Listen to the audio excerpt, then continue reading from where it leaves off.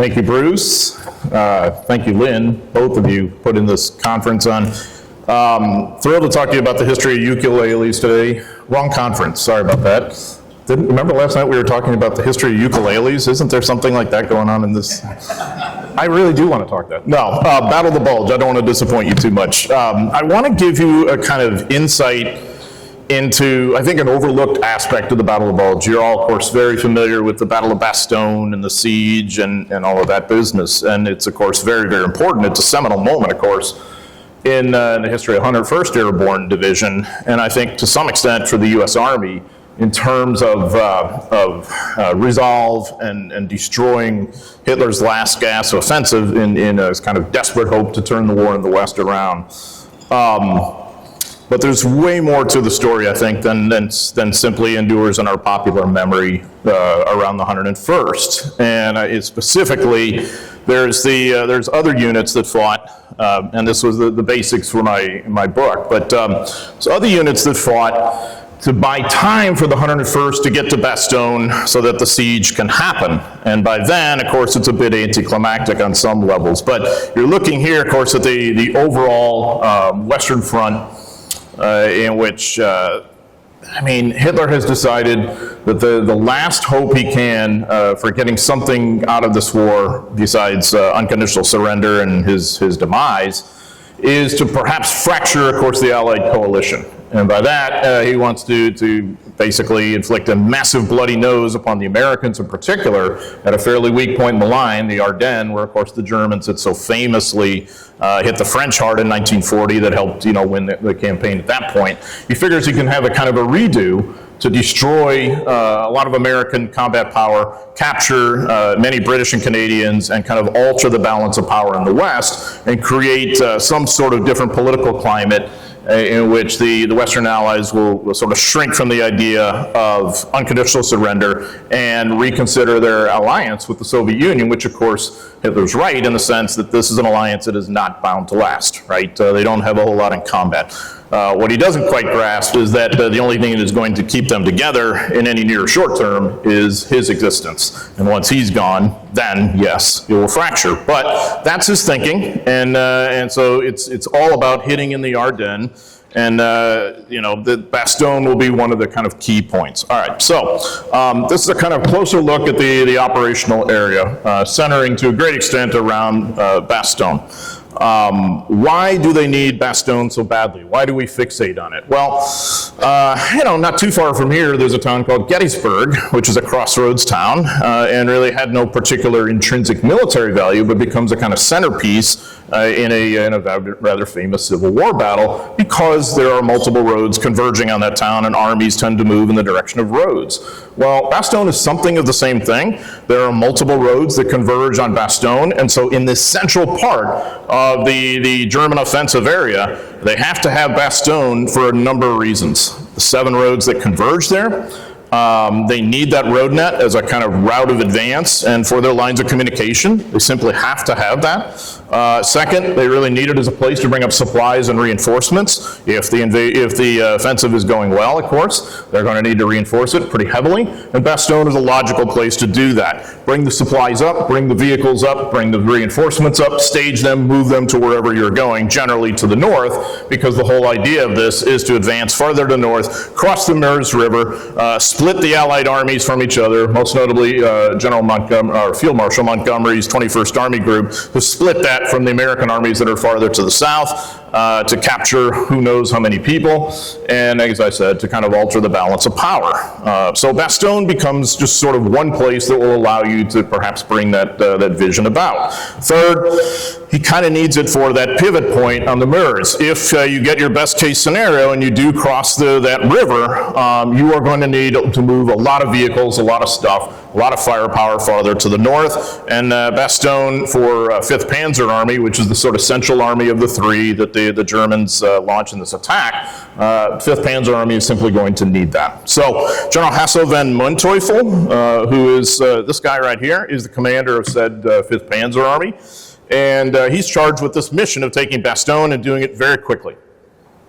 He told Bob Phillips, who is really, I think, the preeminent historian on what I call the Bastogne corridor and the race for Bastogne. This early days of the Battle of the Bulge, when Bastogne is so important to 5th Panzer Army as that pivot point.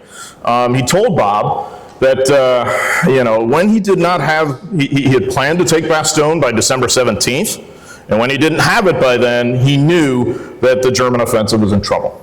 Okay, so Bob, by the way, fought there with F Company, 110th Infantry Regiment, 28th Infantry Division as a combat medic, and later became, really, as I said, one of the preeminent historians. I'd highly encourage you to read his book. It's called To Save Bastogne.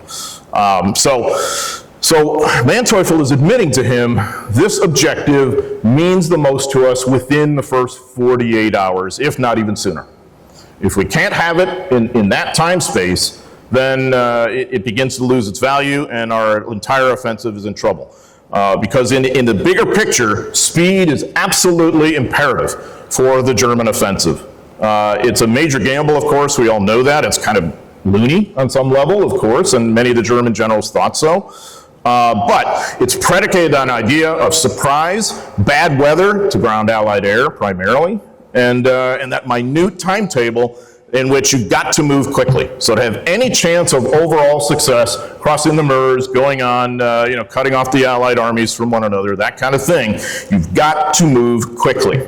And in the Bastogne corridor, as anywhere else, speed is simply that crucial element. Remarkably similar, actually, to Operation Market Garden, which the Allies had launched a couple of months earlier, and by the way, prompts the idea of an offensive on Hitler's part, because Market Garden was predicated on the idea of quickly grabbing bridges, linking up with armor, getting into northern Germany, and doing all this very, very fast without any kind of wrinkles in the whole plan. When it begins to go awry a little bit, that means it begins to go awry a lot. And the German plan here is something of the same kind of zero defect operation. So that's the overall look at this. So in my book, Alamo and the Ardennes, I argue then that the battle for Bastogne is truly decided on between December 16th and December 20th, when the Americans largely won the race for the town. And the dramatic siege that follows, that we tend to remember much better, is kind of anticlimactic. Now, in making that point, I also want to hasten to add, I'm not necessarily trying to diminish what the 101st Airborne does at Bastogne. By the way, they're also part of the last stages of that race for Bastogne, and they play a crucial role there. But obviously, what they do in hanging on when they're surrounded for the better part of almost a week in very difficult weather conditions without adequate resupply until about later on, will live for the ages and should. But I would argue, if we're pulling back the lens a bit, that in some respects, in terms of how this thing affects the larger German offensive, the Bastogne battle has already kind of been decided in that respect. And the question then, once we have the siege, is whether we are going to lose that entire incredible airborne division, and that matters. But we could do that, and we could still win in the Battle of the Bulge, is the point. So the race is when things are sort of in the balance. So in that sense, I'm also saying Bastogne is more valuable to the Germans that first couple of days than it will be later on. That first couple of days, it could be that pivot point if things go right. Once you're talking later in the siege, it's a bit of an albatross around their neck, because now it's really about a political symbol. And then, of course, Hitler being Hitler, all about the political symbolism and all that, it's really going to draw in far too much German combat power relative to its importance at that stage, which obviously does them no good. Similar to other times in the war when Hitler had kind of taken his eye off the ball for the idea of political symbolism. Bastogne becomes that because he sees it as a kind of nest of American resistance, keeping Allied morale intact, all of those kinds of things, but this is a sort of losing game for them. All right, so Alamo and the Ardennes is the story then of three distinct groups of American soldiers who held up the Germans for the better part of 5 brutal days, cost them essential time, and of course ultimately Bastogne itself. From December 16th through the 18th, the overwhelmed 28th Infantry Division fought ferociously in a series of little towns in Luxembourg. Throughout December 18th, the soldiers of Combat Command R, 9th Armored Division, basically sacrificed themselves at several small but really important road junctions on the Luxembourg-Belgian border, less than 10 miles from Bastogne, and they did that to basically buy time for others to get to Bastogne. And think about what that meant, too. I'll explore that in a moment.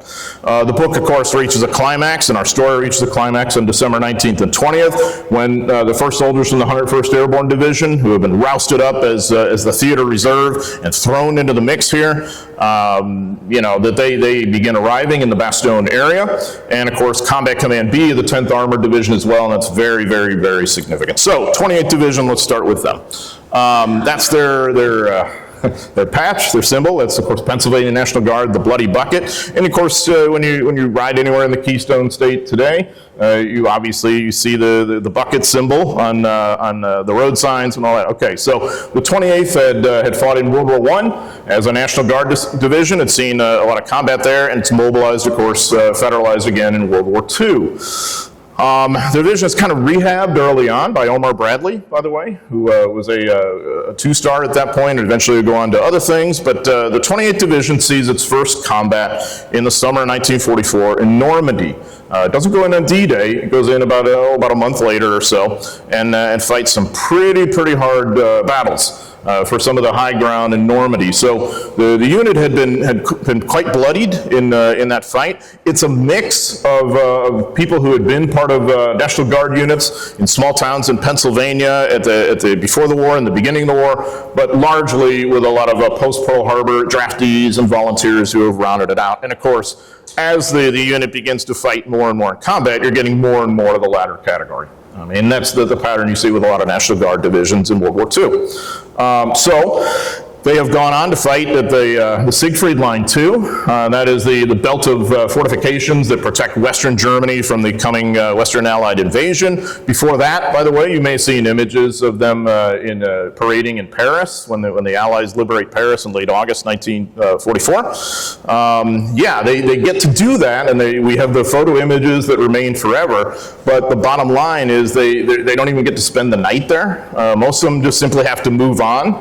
And go on and fight in the Siegfried Line not long after that. It was the 4th Division that actually got to spend at least one night in Paris, and all the fun you can imagine for them. The 28th, no fun for them, and it is kind of a hard luck unit. So they've already fought in Normandy, then they're going to fight very hard in the Siegfried Line, but something of the worst is yet to come. They fight in the Battle of Hurtgen Forest, horrible, misbegotten battle, fought in the 1st Army sector, not too far from Aachen, on the western frontiers of Germany, mainly in November 1944. The division had suffered over 6,000 casualties, and of course, very, very heavily prevalent in the rifle companies. A rifle company in World War II for the Americans would be about 185, 190 soldiers, give or take. And you were talking about 100 to 150 to 200% casualty rates easily. If you are a junior officer in any of those companies and you are still on your feet after 10 days of the Hurtgen Forest, you are really, really lucky. Almost everybody's hit. Battalion commanders are hit and killed. I mean, it goes on up the line. It's a horrifying experience.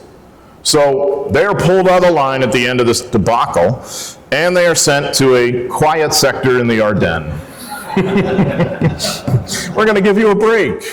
You can rest, you can refit, you can get replacements. It's going to be just wonderful. So, as you've sensed, you're right in the epicenter of the coming German offensive in the 5th Panzer Army sector. That's the problem.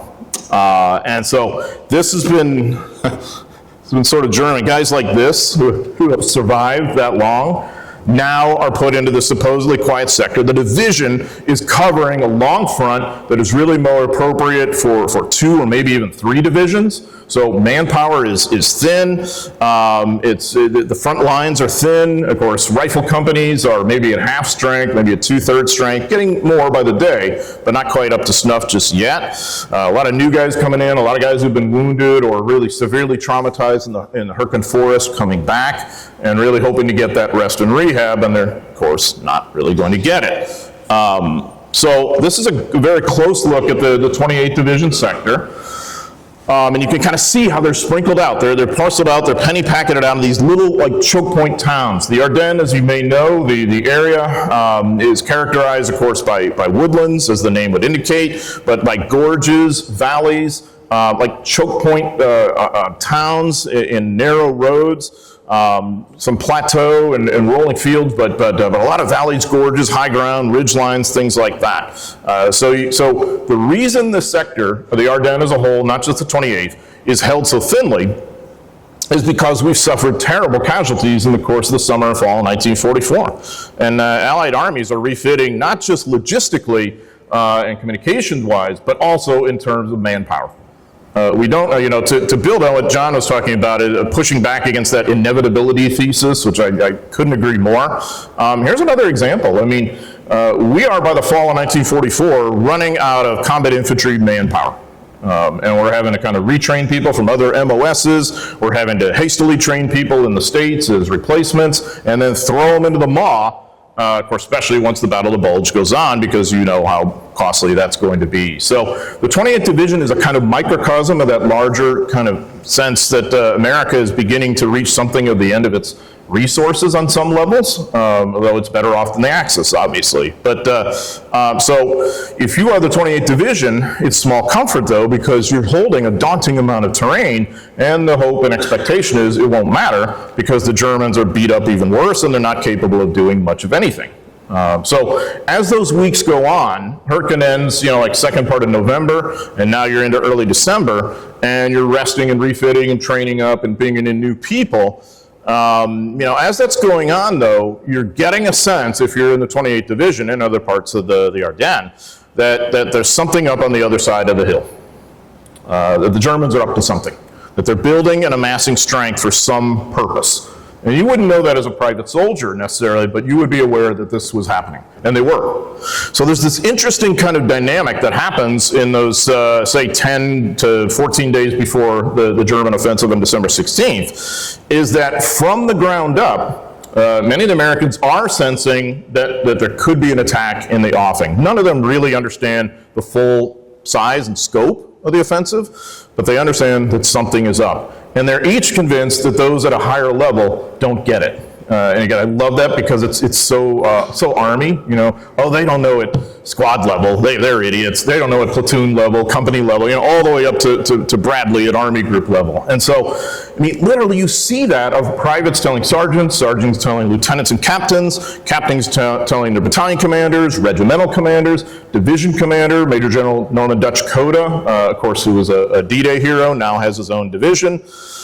Coda's worried, and he's telling his boss, Troy Middleton, the Corps commander. Troy Middleton is telling Hodges, the Army commander. Hodges is telling Bradley, on and on it goes. And so there's a kind of a sense of foreboding. We don't have very good photo recon because of the weather. We don't have good communications intel because the Germans have ceased some of the radio communications because they know they have a leak because of they don't know about Ultra and all that, but they know something's up. In other words, the intel is shrinking except what you're seeing on the ground. And there's a sergeant, and I love this too, because this is so much like, the swaggering NCO who knows everything. I mean, that is what military organizations are built around on so many levels. So there's this guy, J.J. Kuhn, very tough dude from Wisconsin. He is the ranking NCO in B Company 110th Infantry at Marnock, which is going to be right in the center of our map there. And he's convinced the Germans are up to something, and he's convinced that nobody is listening to him. So this is kind of disgusting, but he decides, all right, I'm going to go and get evidence that the Germans are moving around with fresh people and troops. He goes and he trails a German patrol, and he picks up their droppings and German toilet paper. He puts it in a manila envelope, and he sends it up to his regimental commander. I guess that's one way to get his attention. It's like, wow. So there is said regimental commander. See the blue arrow? That's Colonel Hurley Fuller. I talked about a luckless division. This is one of the most luckless individuals we will discuss here as part of this story. Fuller had just come on as commander of the 110th Infantry almost right about this time. Okay, now he's been around the block already. He had commanded a regiment. He commanded the 23rd Infantry Regiment, the 2nd Infantry Division in Normandy, and not successfully in the summer of 1944. He had been relieved from command. He was a crusty 50-year-old guy from Texas. He had served honorably and quite courageously in World War I. He was one of these guys who, sort of steadily just sort of hangs on with his military career, but is not considered to be, like a star or anybody on the rise or anything. He's kind of an afterthought. And he's crusty, and he's taciturn, and he's not always terribly pleasant to be around. You look at him, I love this image because that's so Hurley Fuller. He's kind of glowering at the guy. That's either an Article 15 or a court-martial proceeding of some sort.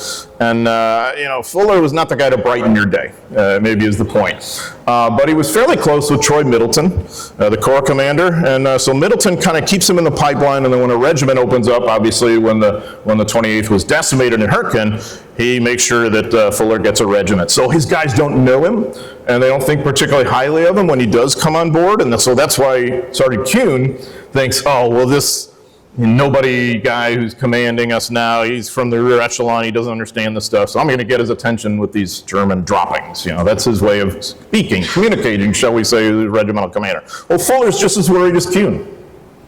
That's what the sergeant doesn't quite understand, because he's squawking to his superiors, and he's in a hell of a spot with his regiment truly at the epicenter of Manteuffel's part of the offensive. The 110th, and to some extent the other regiment to the north, the 112th, are going to get hit on December 16th by the better part of 6 German divisions. 5th Parachute, Panzer Lehr, 26th Volksgrenadier, 2nd Panzer, 560th Volksgrenadier, and 116th Panzer. All elements of them somewhere in that sector that you're looking at there. And of course the regiments, neither of them really has any kind of continuous front. You're outposting across the Our River into Germany, and that means a fire team of 4 or 6 guys, maybe a squad of a dozen if you've got that, are going to head over there in the daytime and then come back at night and hunker down in a town or in foxhole prepared positions somewhere outside of the town. And that's about what you got. Do you really control the road net? Not quite. I mean, you resupply, no problem. But if the Germans come, all of this is going to be in question. And that's your situation. An undermanned, understrength, overstretched division, these 2 regiments in particular, that are right in the middle of where Manteuffel wants to go. Where does he want to go? Bastogne. That's the whole point of this. Okay, so company and platoon size units then are kind of clustered in those towns you're looking at there. And they're going to be able to try to deny the Germans access to movement on those roads. That's the key to it all. When does the offensive start? At 5:30 in the morning on December 16th. There's a massive artillery barrage. Some parts of the front in the Ardennes, other parts not. In the 28th Division sector, there is that massive artillery barrage. The Germans also, somebody had a bright idea on their side that since it's obviously a very dark part of the year in the Ardennes, days are short, you're going to be moving at night in the darkness a lot, that you would have spotlights to bounce off the clouds so that your guys can see their way forward. Well, the other side can see you too. That's the news for you, whoever came up with that spotlight idea. And so a lot of these Germans are just silhouetted, and they're getting just absolutely raked over by American firepower in those early hours. It's incredibly wasteful what happens. So what you're going to see is the Germans aren't going to have a problem advancing to and maybe around the American positions, but they're going to have a heck of a problem eliminating the American presence in those towns you're looking at there. These kind of clusters of American resistance are going to hold them up and cost them valuable time. And some of the heaviest fighting takes place at the towns as we're sort of looking around let me go back, look around the map a bit. Weiler, Hosingen, Marnock, where Kuhn was, Lutzkampen, you can kind of see where these places are located. And in every one of those spots that I just mentioned, these garrisons fought hard. Usually a rifle company, sometimes augmented with heavy weapons, heavy machine guns, 81 millimeter mortars, sometimes with engineers, like at Hosingen, where you have the better part of a company of engineers that's stationed there with a rifle company from 110th Infantry. The Americans are generally deployed, as I mentioned, in foxholes or in the buildings. And these are pretty good defensive positions. There are also some tank destroyers, like towed guns. There's some armor, and the fighting is incredibly intense. on December 16th. The Germans are going to launch suicidal attacks. The Americans are slaughtering them in droves. What is slaughtering them? The mortar fire, as you can imagine. Artillery fire, since all these lines of advance are pre-sighted. Machine gun fire, rifle fire, as long as your ammo holds out. And that's the question, right? When the enemy overran positions, they did take prisoners, but sometimes the Americans fought to the death. That was the pattern. And what you were getting when you were calling higher headquarters for help, this is worth mentioning, is they're usually telling you, hold at all costs. Okay, I think it's worth sort of pausing a minute and think about what that means. What they're saying to you is, you will stay there and you will fight to the death for some larger purpose. What is that larger purpose? Well, as we said, to cost them time, to cost them Bastogne or wherever else they may want to go. That's really easy for me to say right here, and all of us, since we weren't there. But if we're the poor guys in the middle of that situation and we get that order, think about what that means. And the best case scenario, what you're looking at as time goes on, since the Germans have so many local advantages, best case scenario you're probably looking at is that you're going to be captured, and that is no picnic either. The captivity of the rest of the war. So, this is the order that's coming down. One example I'll give you, at Weiler, there's a young squad leader named Staff Sergeant Bill Meller. His squad is attacked repeatedly by superior German forces. They're just mowing them down. He recalled seeing everything imaginable in front of me: armored infantry, personnel carriers, self-propelled artillery, jeep-like vehicles, anti-tank guns, thousands of foot soldiers. The fighting is incredibly intense there and elsewhere. His company commander is in another position, fighting as hard as he can. There are so many German dead and wounded there that the two sides actually agreed to a temporary truce to police them all up.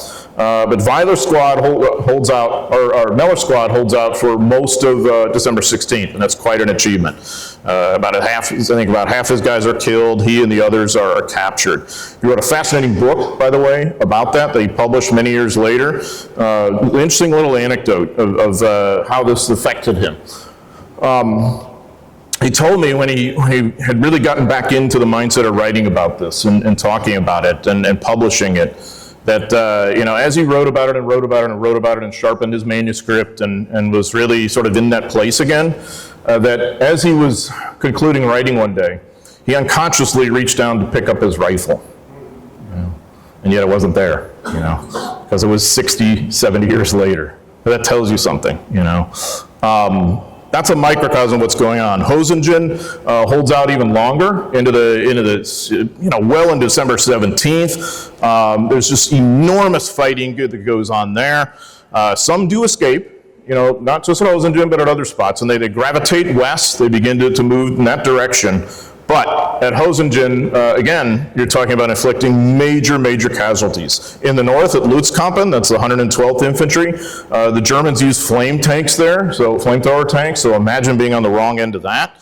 And there's just this almost like dramatic, almost movie-like moment where tank destroyer guns take out those German flamethrower tanks, thus saving the lives of many infantrymen, including a guy named Alex Haddon, who will eventually be the deputy commissioner of Major League Baseball someday, later on in his life. So 112th Infantry fights very hard again to cost the German Panzer Division crucial time, and then it kind of retrogrades a little bit to the northwest, and it's going to combine forces with other Americans that are going to come into play along that northern shoulder of the bulge. The 110th, farther to the south, doesn't have that option because it's just enveloped by the core of 5th Panzer Army, all those divisions that I mentioned. Marnock is where a lot of this will play out. Marnock, where J.J. Kuhn was, and the fighting goes on building to building, house to house, out in the foxholes. Kuhn and his guys have very little option but to either fight to the death or try to escape west. They're fighting with bazookas.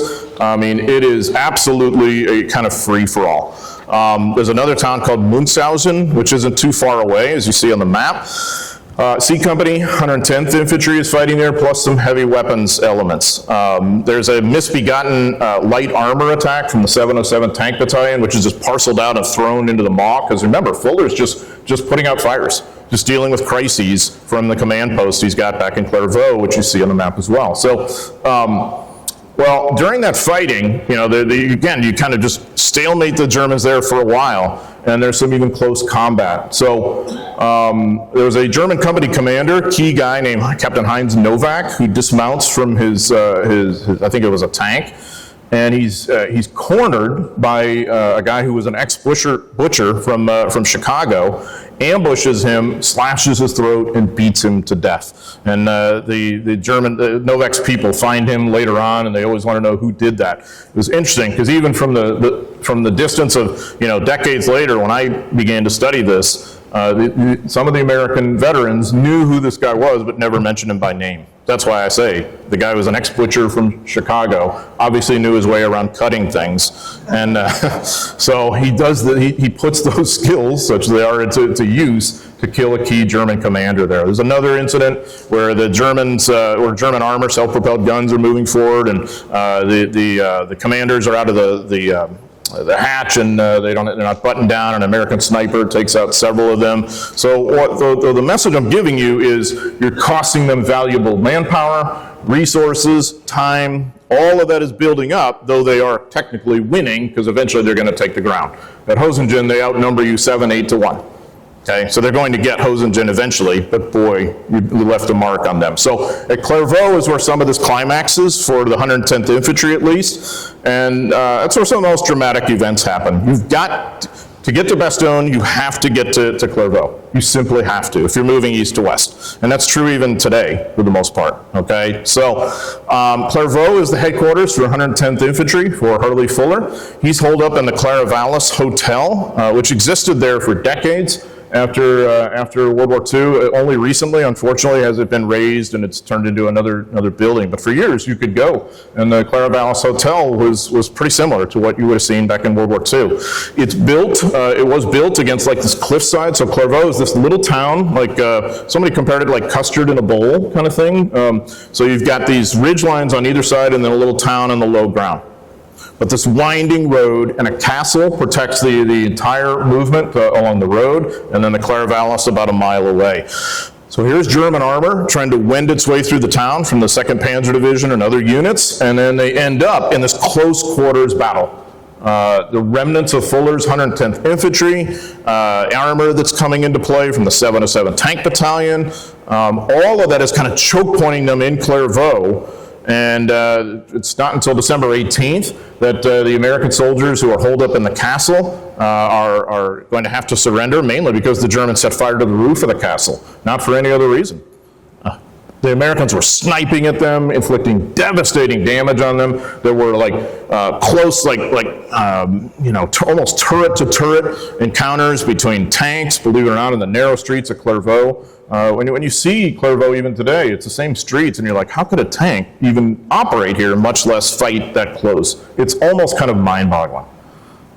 Fuller is trying to, so I call this book Alamo and the Ardennes. It came sort of a double entendre because, of course, Fuller comes from Texas, and he was very mindful of Colonel Travis and the Alamo, and he even compared himself to that when he calls his higher-ups asking for help.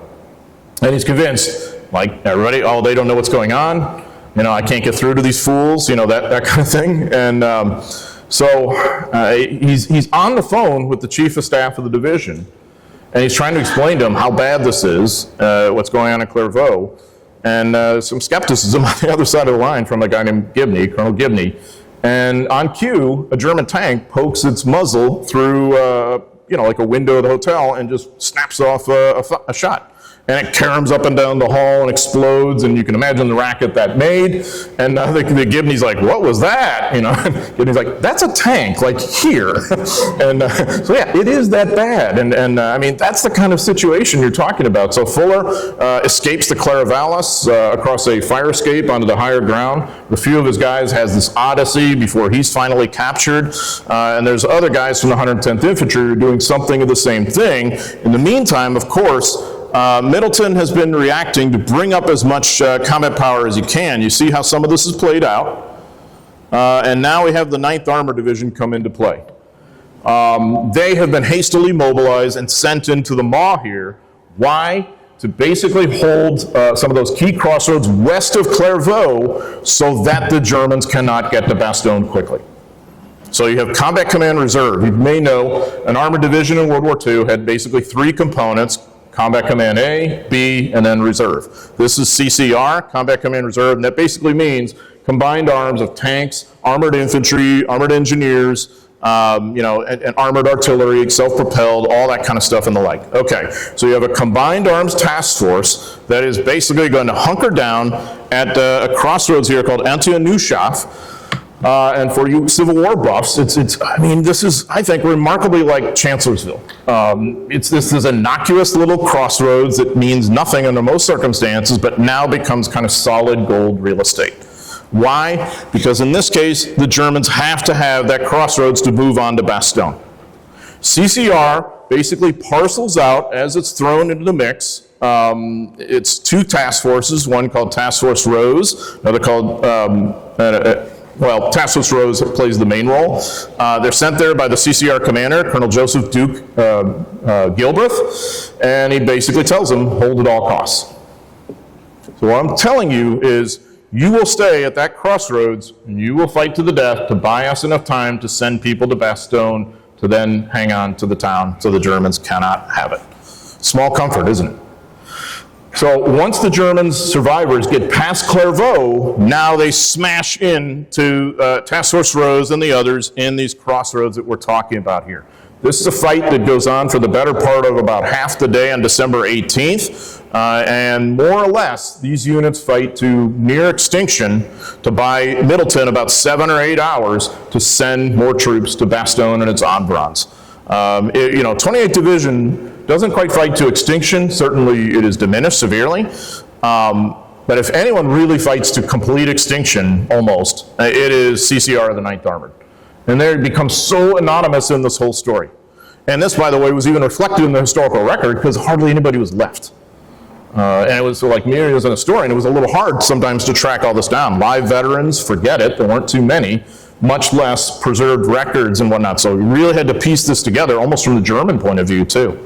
So I think it's really important to be mindful of that is such a key moment in this race for Bastogne when Task Force Rose is able to hold out. The Germans, though, too, as they're advancing, they're thoroughly confused about the status of the 110th Infantry because they end up capturing Fuller, and then they capture another guy, Colonel Ted Seeley, who was in temporary command.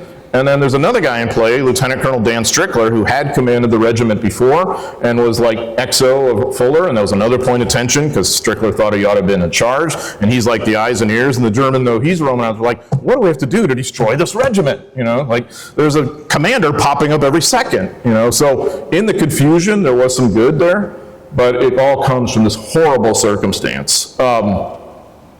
So Middleton has bought time then for CCB of the 10th Armored Division to come into play. They're coming from the south. They're coming up from the south, and then, of course, the 101st Airborne is going to be brought in from the west, from Paris and its environs or whatever these guys are on leave. So the evening of December 18th and 19th is really important. CCB arrives in the area, the Bastogne area, late on that day. And of course, elements of the 101st Airborne aren't too far behind, coming in on like flatbed trucks.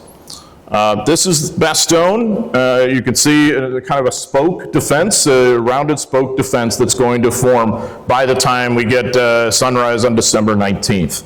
Colonel William Roberts is the commander of CCB, 10th Armored. And he splits his command into those 3 distinct task forces you see there to defend those eastern approaches to Bastogne. So you may know, even after the siege happens, most of the fighting in Bastogne is not in the town itself, it's in the areas around it, the areas close to it, where again, you're kind of choke pointing them and they have to take the road transit points and all this kind of stuff. So Bastogne is already getting to be less valuable for the Germans as we get more and more time tick off here. But still, let's say they grab it now on the 19th, maybe they get some level of use out of it. Roberts wants to prevent that, okay? So you see the 3 task forces there. Team O'Hara under Lieutenant Colonel Smiling Jim O'Hara. He was the commanding officer of the 54th Armored Infantry Battalion, but he's got obviously tanks and engineers too. These are all combined arms. O'Hara had this weird habit of whenever he would talk to you, he'd smile. So it could be like, there's been a death in your family, and he's like smiling at you. He's like, why does this guy always smile at me? So it was very disquieting to many of his staffers and many of his soldiers. They didn't quite know what to make of that. But he was a pretty effective commander nonetheless. But that's why he gets that nickname. So you can kind of see where he's deployed there, where Team O'Hara is deployed to the south. In the center, Task Force Cherry under Lieutenant Colonel Henry Cherry. He was commander of the 3rd Tank Battalion, but again, obviously he's got infantry and engineers as well. He's got something of a really tough go. He's got his task force strung out on that road from Longville back into Bastogne. The Germans are going to attack on either flank, especially Panzer Lehr, which is a very potent formation. And so Task Force Cherry is going to absorb a hell of a wallop, especially around Longville. And some of the worst fighting happens at this bend in the road where there's this grotto. So if you can imagine like a cliffside, and then cut out of the rock is this beautiful grotto. Which had been there for who knows how many years. But the problem is you got vehicles arrayed along there, and it's a good marker point for the Germans. And so there's shells popping off, going through vehicles, smashing against the rocks around the cliffsides around the grotto, in the grotto. It's basically a fish in the barrel kind of thing. But again, Task Force Cherry fights back pretty hard, and it's costing them mobility, it's costing them time. They're not able to control that road well enough to begin to push into Bastogne, at least to take the town. Some of the most bitter fighting happens at Neuville in the north, where you have Team Desaubry under 26 years old. Imagine yourself at 26 years old. We're talking about bringing history to young people. Imagine yourself as a 26-year-old task force commander. William Desaubry commands the 20th Armored Infantry Battalion. He's a Georgetown graduate. And of course, as you know, he's got tanks with him, he's got tank destroyers with him, and then he's going to have a battalion of the 101st with him, the 1st Battalion of the 506 Parachute Infantry Regiment. He has to basically defend Neuville. What's the importance of Neuville? That is, if you're like the Germans, that's your key pivot point to move north to the Meuse. So you've got to have it. And again, that town is in like smaller ground with ridge lines around it. And so you end up in this incredible close quarters fight on December 19th and 20th with fog, with poor lines of visibility, blind alleys and buildings, and this with armor and tank destroyers and infantry all fighting to the death in the middle here, where the Germans are going to launch multiple attacks against Team Desaubry. And I mean, again, it's costing them valuable time. They simply cannot absorb this in the larger context. So, Desaubry is badly wounded. He has his command post in a schoolhouse, and he and Lieutenant Colonel Laprade, who was the commander of the 1st Battalion 506 Parachute Infantry, are conferring there. And so somebody made the mistake of parking a vehicle right outside in front of the schoolhouse, which was in the German line of vision, and they were like, oh, that must be a valuable objective. So they snap off some shots, the shells just smashes through, goes through this trunk, dresser trunk that was put in front of the door for protection, comes through, it kills Laprade, it terribly wounds Desaubry, like his eyeball is hanging down his cheek, part of his face is torn away. They stabilize him and evacuate him, but you know the Germans are everywhere, and he eventually gets captured. He does survive the war, and he eventually, where is he? There he is. He becomes a 3-star general, retires as a 3-star general. So, by the time the Neuville fight is done on December 20th, the Germans finally take the town. You have, here are the remnants of people who have gravitated back to Bastogne from the 28th Division, from Combat Command B, Combat Command R, whatever it would be, here they are. And by this time, now the siege sets in, and I mean, Bastogne doesn't mean that much to them anymore. They've lost too much time and too many people, and that's the problem. So the order goes to the commander of the 2nd Panzer Division, which has been diminished by about 1/3 of its combat strength, maybe. Forget Bastogne and head for the Meuse. And that's so true. Thousands of Americans, of course, have been captured around the whole Bulge area. By the next day, of course, Bastogne will be surrounded, and it transitions now from that race into the siege that we all remember so well.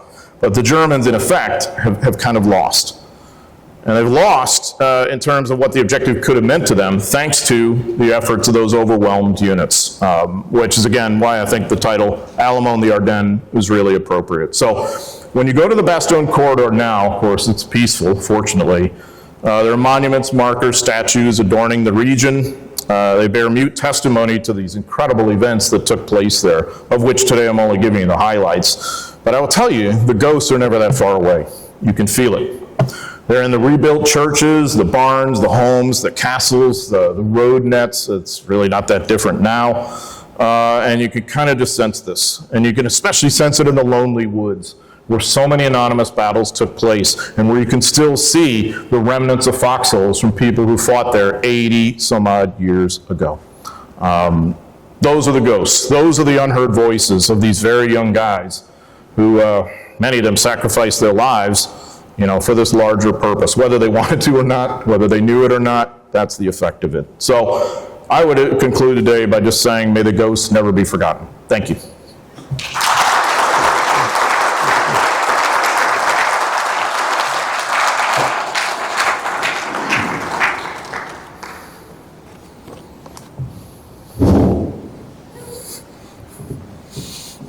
Questions?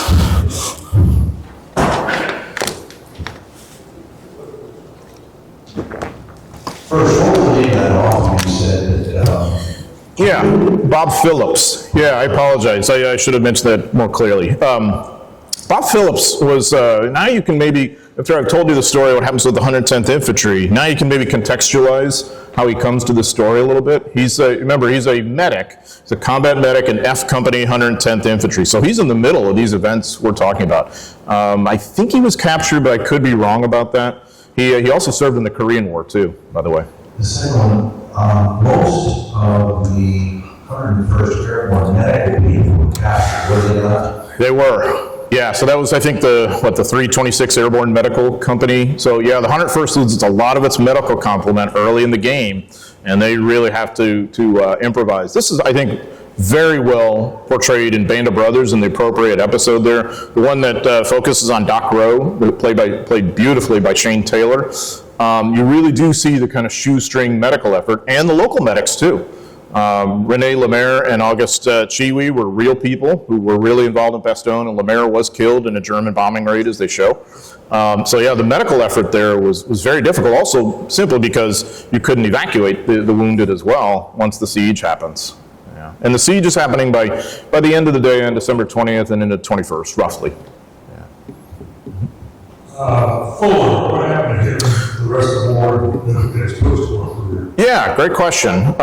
So Fuller is captured, and he has a very, very difficult captivity. It's a whole odyssey. He has, like most of the POWs, he loses weight. He's certainly traumatized. In his case, of course, feels guilty for losing his regiment. He's trying to have some sort of command presence, in the POW camp, which is very challenging. He ends up in a situation in which he's kind of, quote, liberated by the Soviets, and isn't too happy with them and never really likes them a whole lot the rest of his life. But the good part of the story is that he goes on to a pretty prosperous post-war life. So though his military career left something to be desired in terms of, if you want promotions or whatever, I think it's fair to say about Hurley Fuller that he was a really courageous person. And of course, he was very successful in civilian life. So he had, I won't say a happy life, but at least, a quality life with his wife when he went back home to her. He wrote about his experiences, I think, quite movingly, in a way to try and document what had happened to the 110th. But he's a kind of tragic figure, too, on some level. Strickler goes on to become a general in the Pennsylvania National Guard. Mm-hmm. Thanks for sharing. It's been a while since I read the book. I'm curious, so many years later, what is a veteran story that still stands out to you and that you can share in this presentation? Oh, yeah. Great question. There's a couple. So Noville. So let's look at Noville there to the north. So remember, I mentioned it's Desselbree's 20th Armored Infantry Battalion. There's two guys there whose stories stand out to me. A young doctor by the name of Jack Pryor. He was a first lieutenant at that time. He came from Vermont. And so he has to set up this improvised aid station in an old bar room. So they basically, they take out all the tables, they try and use the tables to provide a barrier against the windows in case shells come in and whatnot. And they basically set up as many litters and other ways to lie down as you can. So you can imagine yourself, this is not like a big bar either, it's like a dive bar sort of thing. So imagine yourself in this little bar room, caring for 6, 8, 10, dozen and a half guys the best you can. And so he's trying to stabilize people even as all these other events are happening, the violent battle that I just kind of, that I mentioned. And so then he's having to figure out, how do I triage these guys? How do I stabilize them? When we bug out of here, is there anybody I'm gonna have to leave behind? And this is just amazing to me when you consider he's, I think, in his 20s, fresh out of med school. There's another guy who, and Pryor gets out, by the way, but there's another guy named Larry Stein, and his story is fascinating. He was from a fairly prosperous German Jewish family, and they had this great life in Germany. I think they owned a bicycle shop, and here, this is kind of a microcosm.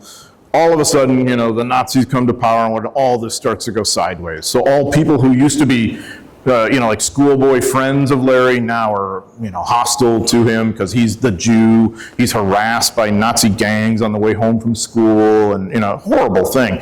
So his family tries to get out.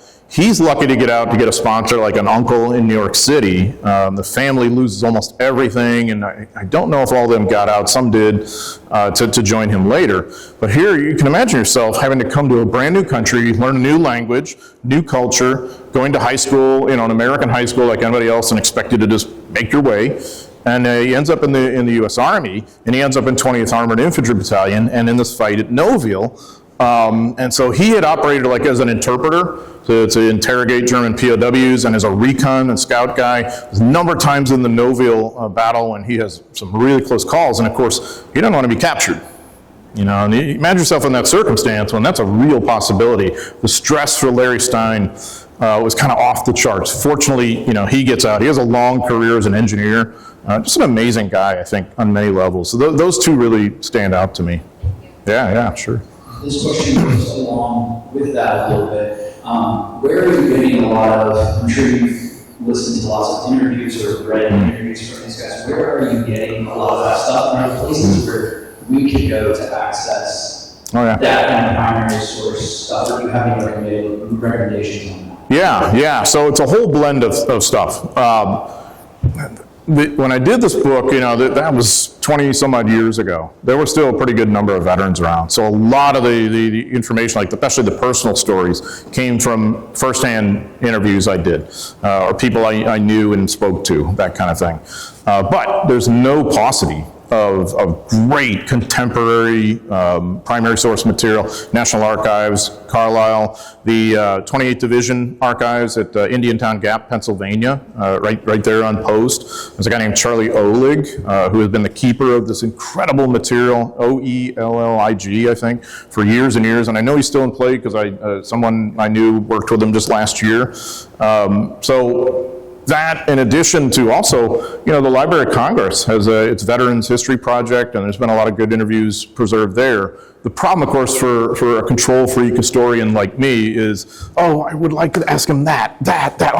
Why didn't you ask him this? So, because somebody else is doing the interview. It's a little frustrating, or if it's just an oral history, but still, it's a valuable resource. But the sad reality, too, is, most all these guys are gone, so we don't have that interaction with them that I think, in a way, was the key to bringing you this kind of on-site, here's the mood and here's the human story kind of the side of it, yeah.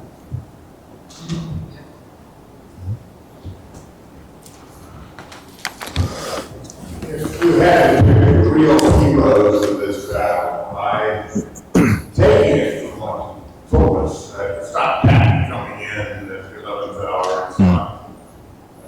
it's not the folks in Bastogne, it's all these individuals, maybe Fullerville and Cortville, but all these individuals out here, nameless or forgotten except for your broken, maybe if you like. Yeah. They're the heroes of Bastogne. Oh, they absolutely are, I think. And again, I don't want to take anything away from the 101st guys who were at Bastogne, and also the other armor that was there with them, and the artillery units. Incredible. But, it all had to happen with them having the time to get there, otherwise, no go. I think there's a number of heroes. I think Lyle Rose, Task Force Rose, that basically fights to extinction. And that cost him his life, and I mean, nothing more could be asked of us, could it? I mean, I think Hurley Fuller, on some levels, I think he does pretty well managing a horrible situation. You're a regimental commander, and you got elements of 5 divisions crashing down on you, and you cost him the better part of 2 days. I think he does pretty well. In my opinion, I think the 110th Infantry should get a Presidential Unit Citation. We've been after this for years. It didn't happen in the aftermath of World War II because so many people had been lost, and the records and all that. And so the Army historians were like, well, they must have just surrendered. And so I guess it wasn't much went on there. But in reality, as you know, that wasn't the situation. There's another guy named Guston Nelson who commands the 112th Infantry at Lutzkampen. You remember the retrograde movement that they had to the Northwest? I think he holds his regiment together beautifully. He's a West Point graduate, 1921. I mean, on and on it goes in that regard. There are private soldiers and squad leaders like Miller, Bill Miller, who I think should be remembered forever. If we use that loaded word, hero, I think maybe that applies. Another guy named Jack Garrity, who I think he and his squad inflict enormous damage at Nouville. I mean, they should be remembered, I think, in that sense.